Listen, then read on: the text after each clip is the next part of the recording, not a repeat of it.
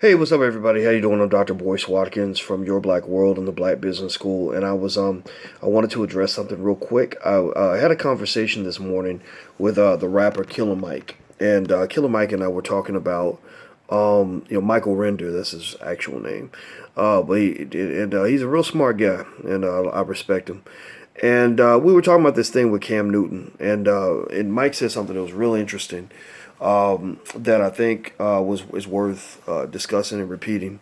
You know, if you don't know, there was a controversy about Cam.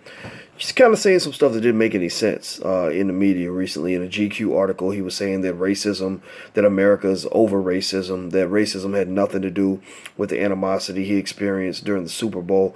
Those comments really disappointed me because, excuse me, I feel that black people have been very supportive of Cam. When black people have supported you on that level, you can't just sort of abandon the racism issue because you're trying to go get money. That was kind of my impression that basically Cam, was coning a little bit in order to, whether it's get some endorsements or whatever. And one of the things that Mike mentioned that I thought was real interesting was he was saying that he thinks that there's a good chance a publicist got into his ear and got him saying stuff that didn't make any sense. And he actually mentioned the idea that black people should say we're not going to accept this kind of language, and we're not going to support your team. We're not going to buy Carolina Panthers merchandise at all. We're not going to support you. If you don't support us, we don't support you. So think about it like this. And I think that what Mike said was a great idea, a great point. Basically, these individuals that you support, they owe you something, because you gave them something. If you give somebody something, there's reciprocity that should be expected at some level, at some point, at least not blatant disrespect. And I don't think it's a matter of necessarily blaming Cam for all of this because I think he's young. I think Cam didn't know the implications of what he was saying by using his platform to promote a white supremacist ideology that racism does not exist. But it's up to us to make sure that we make the point very clear that look, we're not going to tolerate this nonsense.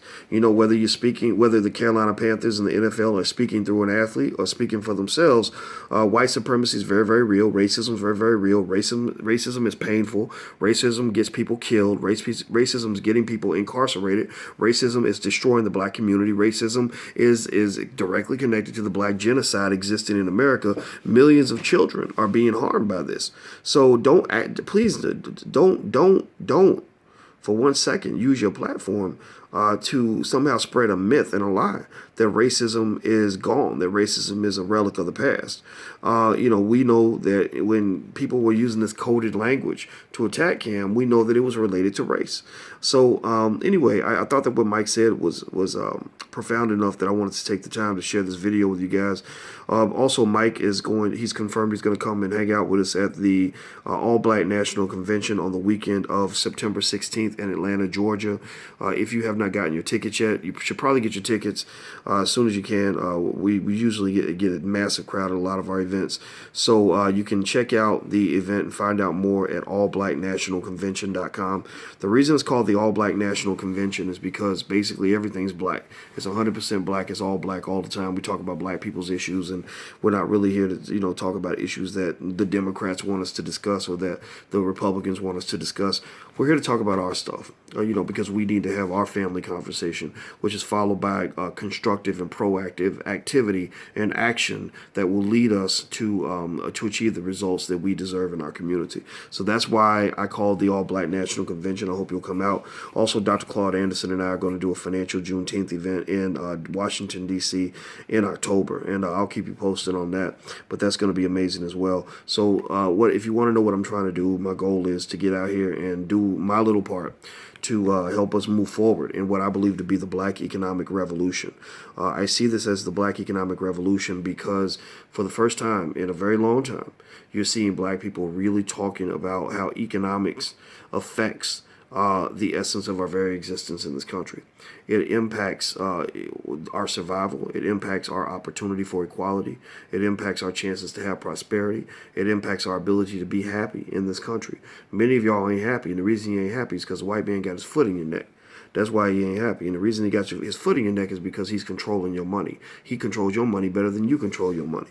So that doesn't make any sense, and I think that we're reaching a new day. I see people directly connecting social justice issues that are occurring in the street with economic issues in terms of where we put our money. Mike and I have been talking actually because Mike was one of the first hip hop artists to step out there and say, let's support black banks.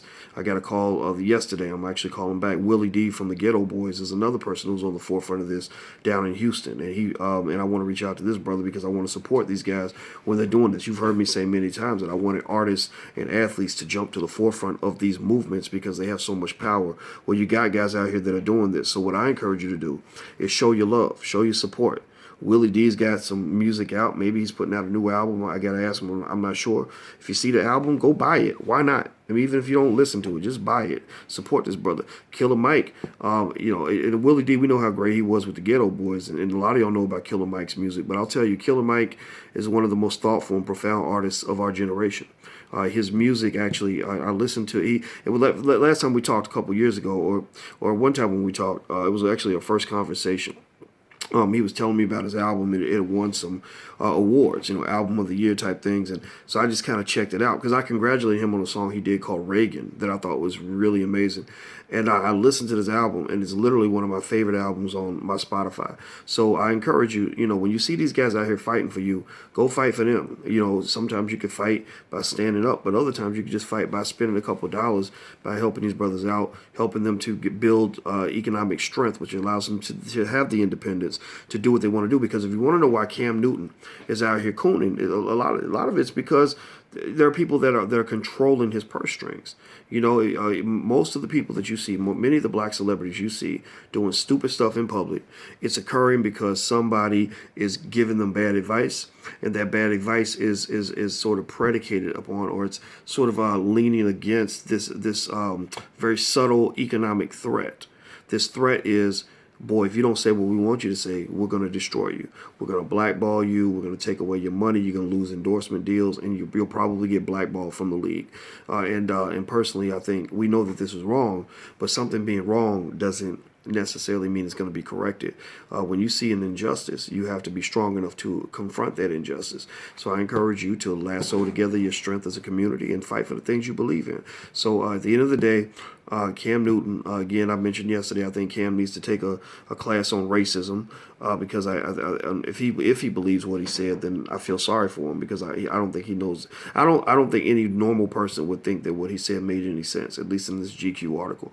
But beyond that, the Carolina Panthers, the NFL, all these organizations that get behind a message that promotes and supports the idea of black genocide through racial oppression and white supremacy, those organizations need to be boycotted. I'm not giving no money to the Panthers. I'm not giving money to the NFL. And they need to understand, if you don't stand by us, then we're not going to stand by you. That's the final point. By the way, go check out allblacknationalconvention.com. That's where you can get your tickets to the convention. Also, we have our wealth building program for children at blackmillionairesoftomorrow.com. So go check it out, blackmillionairesoftomorrow.com. I'm out of here. I'm Dr. Boyce Watkins. Take care. Talk to you guys soon. Peace.